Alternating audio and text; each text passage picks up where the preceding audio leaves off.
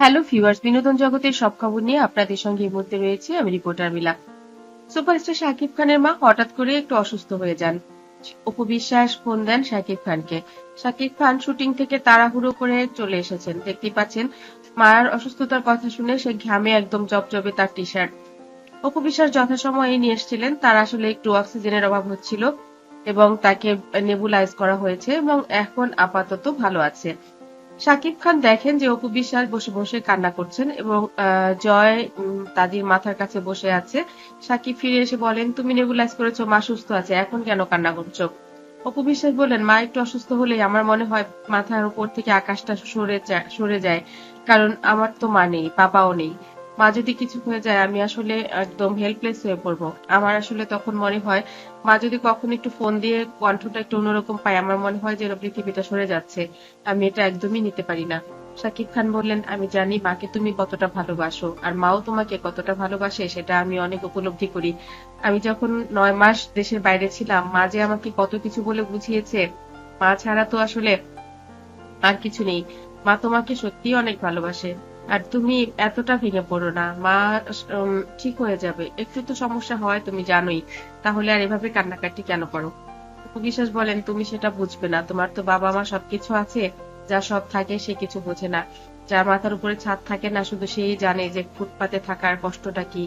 আমার মাঝে মধ্যে নিজেকে মনে হয় যে আমি ফুটপাতের কেউ, যার আসলে ঘর নেই, মাথার উপরে ছাদ নেই, ঝড় বৃষ্টি একাই সামাল দিতে হয়। সেই মুহূর্তে আমার মা চলে যাবার পর মাই তো আমাকে বুঝিয়ে শুনিয়ে এতটা শক্ত করেছে, সেটা আমি তোমাকে কি করে বোঝাবো? সেটা তো তুমি বুঝবে না, ছেলেরা এসব বোঝে না। সুপারস্টার শাকিব খান অপু বিশ্বাসকে ধন্যবাদ দিয়ে বলেন, সবসময় তুমি সবার আগে মায়ের কাছে পৌঁছে যাও।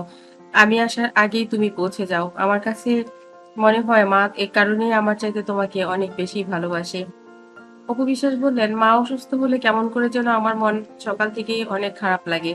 আর মার একটা ফোন পেলেই আমার তখন মনে হয় যে মা মনে হয় এক্ষুনি বলে উঠবে যে তার শরীর খারাপ লাগছে। আর তাই তো সবকিছু ফেলে তাড়াতাড়ি চলে আসতে পারি। শাকিব খান বললেন, ওরে বাবারে, এ তো দেখি একবার জ্যোতিষী বৌমা। অপু বিশ্বাস বললেন, এভাবে খেপাবে না। বিষয়টা তুমিও যদি ওভাবে চিন্তা করতে পারো তাহলে দেখবে তোমার কাছেও ব্যাপারটা অমন লাগছে। শাকিব বললেন, আমি সবই বুঝি, তুমি মাকে অনেক বেশি ভালোবাসো, হয়তো কখনো কখনো আমার চাইতেও বেশি ভালোবাসো। মনিও আসছে। মনি এসে বলে যে আমি আসলেই খুব অবাক হয়ে যাই, সবসময় অপুই কি করে সবার আগে চলে আসে। আমিও খবর পেয়েছি, মার যখন সকালে শরীর খারাপ লাগছিল মা বলছিল আমাকে ফোনে যে তার একটু খারাপ লাগছে, কিন্তু আমি বুঝতে পারিনি যে মার কাছে আসতে হবে কিংবা মা এতটা শরীর খারাপ করে ফেলবে। বাবা যখন ফোন দিল তখনই বুঝলাম যে সকালে মার শরীরটা হয়তো বেশি খারাপ ছিল, এ কারণেই আসতে বলেছিল। বন্ধুরা, আপনাদের পরিবারের মানুষগুলো যখন আপনাদেরকে এভাবে মনে করবে, নিশ্চয়ই আপনারাও বুঝে যাবেন যে কতটা তাদের পাশে থাকা উচিত। আমার চ্যানেলটি যারা ইতিপূর্বে সাবস্ক্রাইব করেছেন তাদেরকে অনেক ধন্যবাদ। যারা এখনো করেননি, সব খবর সবার আগে পেতে সাবস্ক্রাইব করে বেল আইকনে ক্লিক করলেই আপনাদের কাছে পৌঁছে যাবে বিনোদন জগতের সব খবর সবার আগে। ভালো থাকবেন, ভালো রাখবেন প্রিয়জনকে। ধন্যবাদ। আবার